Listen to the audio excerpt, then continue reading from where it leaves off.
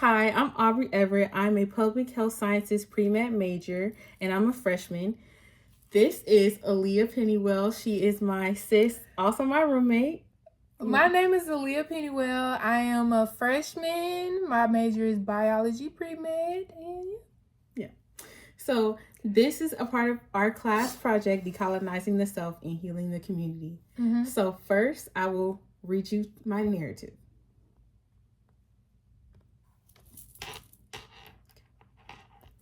I did not always understand why I felt uncomfortable with the way I looked, but I knew the feeling was there. It was not something that people always said directly. Instead, it showed up in small ways, like compliments, comments, and what people considered beautiful. Over time, I started to notice a pattern.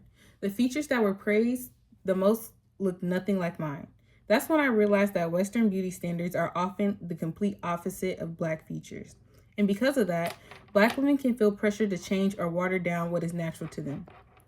One of the main ways I experienced this was through my hair.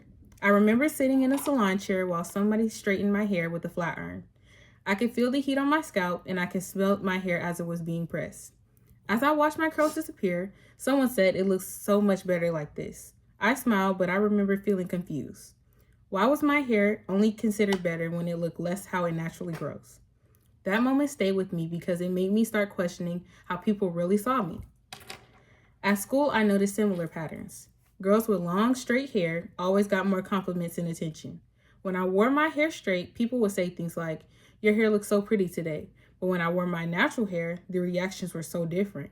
Sometimes people would not say anything at all, and other times they would make comments like, "What are you going to do with your hair?" These comments made me feel like my natural hair was not good enough the way it was. I started to become more aware of myself and honestly kind of uncomfortable about something that should have been normal. There was one moment that stood out to me the most. I came to class wearing my natural hair. I tried to feel confident, but I was already a little nervous about it. While I was sitting down, a girl looked at me and said, "I liked it better straight." She said it in a casual way, but it still affected me more than she probably realized. I laughed it off, but inside I felt embarrassed. For the rest of the class, I stayed quiet and tried not to bring any attention to myself. That moment made me feel like I needed to change myself in order to be accepted by other people. As time went on, I realized it was not just about hair, it was also about other features, like skin tone, facial features. The beauty standard that is often promoted values of lighter skin, straighter hair, and softer features. These standards don't really reflect the natural features of many Black women. Because of this, it can feel like we have to adjust ourselves to fit into a standard that was never really made for us in the first place. For a while, I started to believe these ideas. I found myself comparing my appearance to others and wishing certain things about me were different. I began to think that I had to change in order to be seen as beautiful. Looking back, I realized those thoughts really did not come from me. They came from constantly seeing and hearing the same message over and over again. Eventually, I started to question these standards. I asked myself why I felt the need to change features that are naturally mine. I also started to understand that the problem was not my appearance, but the standard itself. It is unrealistic and does not include everyone. It creates pressure for people to change who they are instead of just accepting different types of beauty. Now I am learning to see myself differently. I am trying to appreciate my natural features instead of comparing them to others. This is not something that changes overnight, but it is a process. I'm starting to understand that my features do not need to be changed or hidden to be considered beautiful. Overall, my experience has shown me how powerful beauty standards can be and how they affect the way people see themselves. Western beauty standards do not often reflect Black features, and this can create pressure to conform. But I am learning that I do not have to change who I am just to fit into those standards, and my features are already enough the way they are. So, with that being said, are you ready to start the questions? yeah. Okay. So, the first question is, in my beauty narrative, I talked about a time where I felt like I had to fit into certain beauty standards and I felt like I wasn't enough as I was. Why do you think people start feeling that type of pressure so young? I feel like we start feeling those type of ways so young due to the fact that, like you said in your narrative, like people make smart comments, even if they don't think that they're trying to, say anything in a bad way. That still kind of makes you look at yourself in school. Like when you're younger, you start going into the dating life. You start seeing people with their boyfriends, and then that'll make you look at yourself like, oh, I don't got a boyfriend. Mm-hmm. So just like little stuff like that, and growing up, like you will see other people and what they're doing, and you'll want to do it and wonder, well, what's wrong with me, or why you're not doing it. Also, like, when people make little remarks that make you look at yourself more. Mm-hmm. So yeah, I agree. Comparison is really, really bad. As far as like, if you compare something that you don't have, it makes you seem like you're not rich in that area. Mm-hmm. But the next question that I have is, in one of the articles that we've read called "In the Name of Beauty," the author says, "Beauty is not universal or natural, but something shaped by culture, history, and power." Do you agree with that statement, and have you seen that in real life?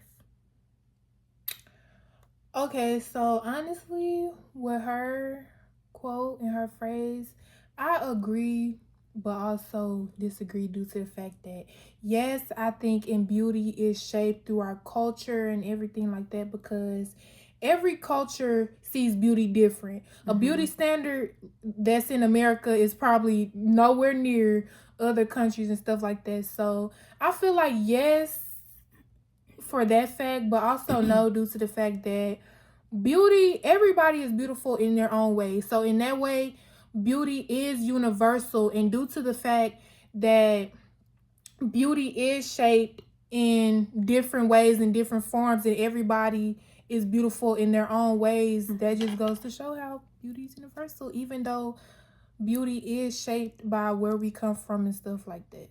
So yeah. Okay, awesome. So the second question that I have is, in another part, I explain how I compare myself to other people, and I felt like some features mattered more than others. Have you felt like that before, and how did it affect how you saw yourself?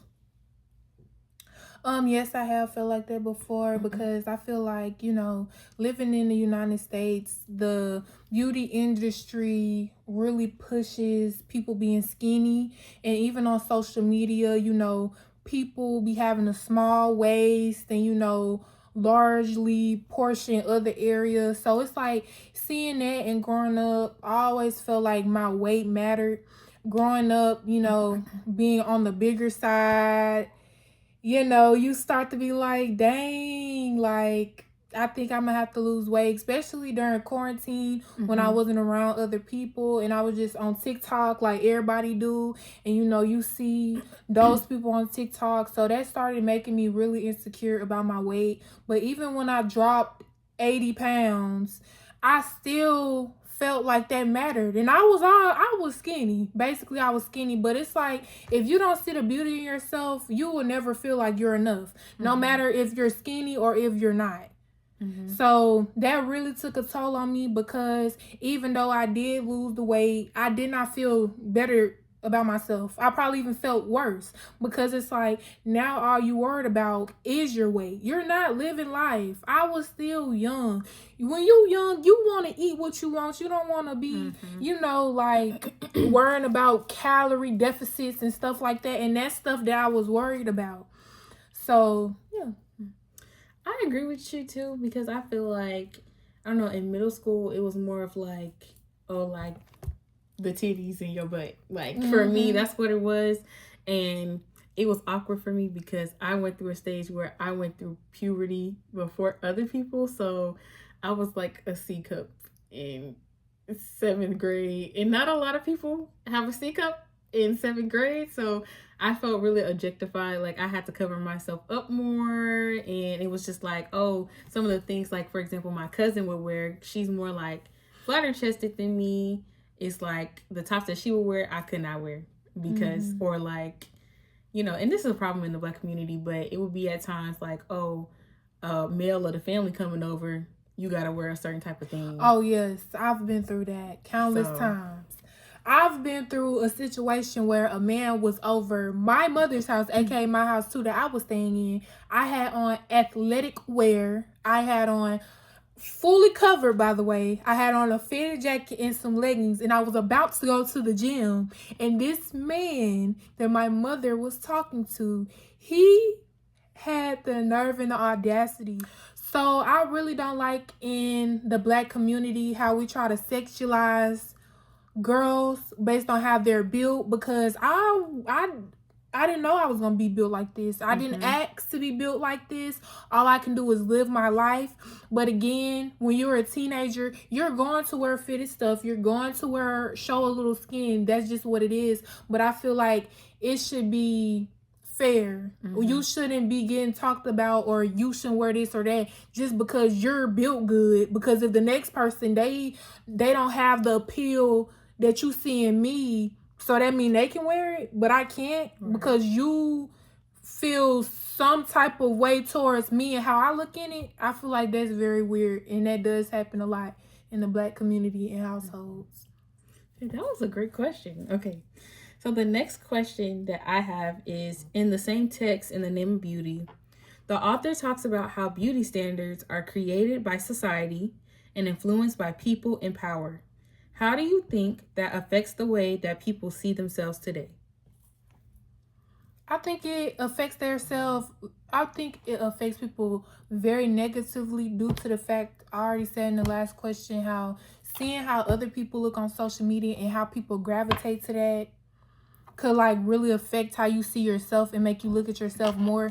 And even, yes, the world has set beauty standards, but people make it worse by always having a say or saying what they feel about certain stuff. Even when you look on TikTok, it might not be somebody that's the most attractive, but you'll see people like just out of nowhere, they don't even have to just come and say mean stuff to people in the comments and stuff unnecessarily. Everybody nowadays feel like they got to put their input on something or somebody just because they don't fit their idea of beauty. And that's bad, because first of all, that's bullying, cyberbullying. And you can go about your day in your way without saying how you feel about somebody or if you find them beautiful or not. True.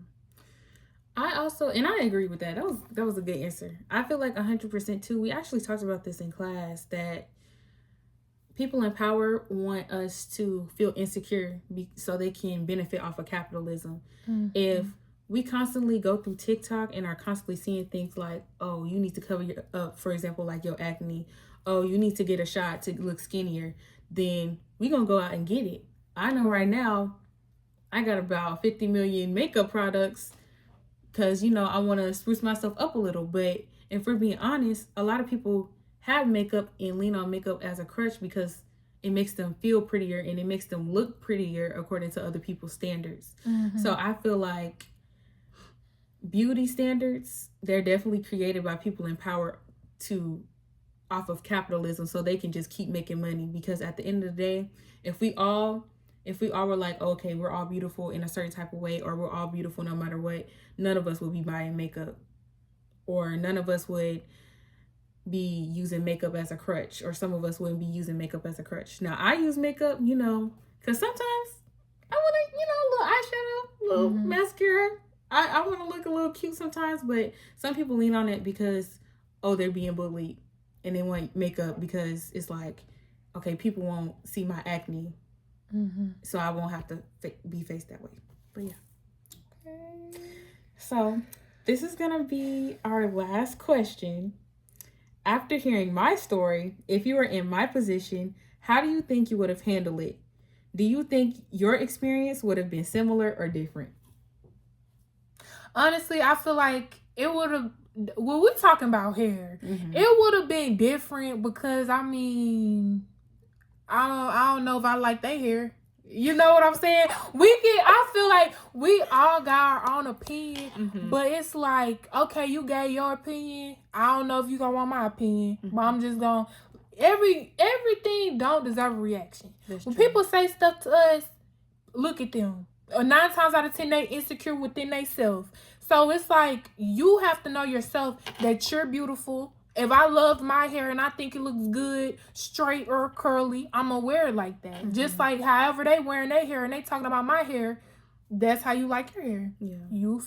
I hope that you feel beautiful with your hair. So, you know, I'll just you be like, I liked your hair yesterday. Or, you know, say something, keep the same energy. You know, cause but I wouldn't make me feel some type of way. Yeah.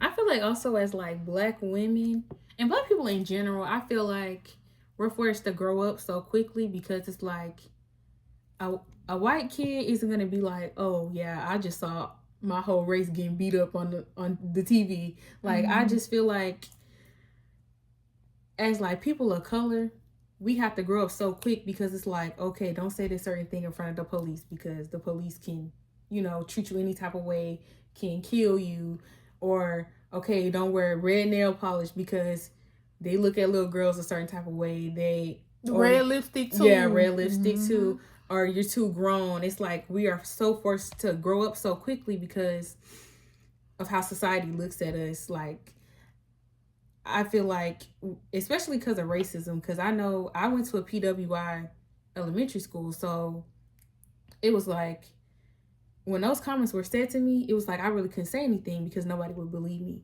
besides my mom. Like, I told my teacher, she was just like, oh, okay. But no, it's not okay because she said something that affected me and how I looked at myself.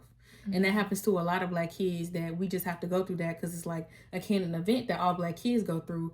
But it's also like, when are we going to be allowed to just be kids and not have to worry about, oh, how I'm perceived or how the way I look is perceived as, I don't know, like a militant type of thing or a dangerous type of thing or something to be criticized. Can I add something else? Of course. I feel like it starts from home. Even in Black communities, like I know it starts from home, like the idea that getting certain type of hairstyles is grown.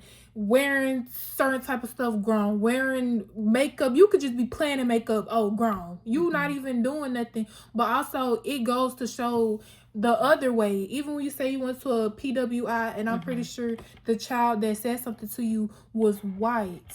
They're learning that from somewhere. The remarks that they're making, they've heard other people in their lives say that. So it all starts from home. Us in the Black community, it starts from our household in the image and the idea that a lot of Black people have in their head about what's considered grown and what isn't. And also the way that white people perceive Black people. It starts from their home. Even with racist children, their parents, who they get it from, their parents. That's what they grew around, and that's what they feel like is natural when it's not. So yeah.